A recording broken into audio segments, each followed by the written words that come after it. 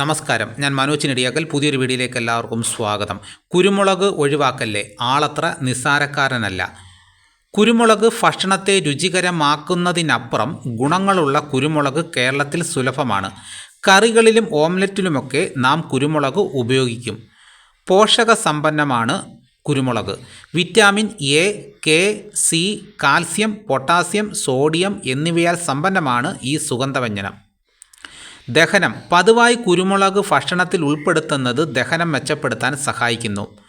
ഉദരരോഗം, gas, മലബന്ധം, wire വീർത്തിരിക്കുന്ന അവസ്ഥ തുടങ്ങിയ പ്രശ്നങ്ങളെ ഒഴിവാക്കാനും കുരുമുളക് നല്ലതാണ്. രോഗപ്രതിരോധ ശേഷി.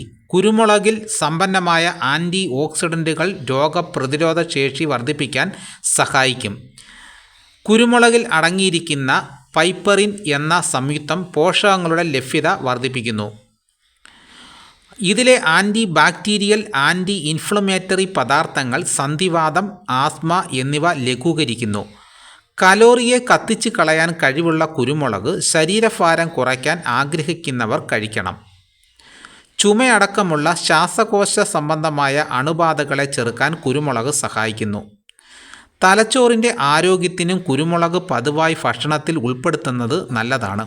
അപ്പോൾ ഇത്രയേറെ ഗുണങ്ങളുള്ളതാണ് ഈ കുരുമുളകെന്ന് പറയുന്നത്. അപ്പോൾ നമ്മുടെ വീട്ടിലില്ലെങ്കിൽ കാശ് കൊടുത്താലും ഇത് വാങ്ങി ഉപയോഗിച്ച് കഴിഞ്ഞാൽ നമുക്ക് നല്ല ആരോഗ്യം സംരക്ഷിക്കാൻ പറ്റും.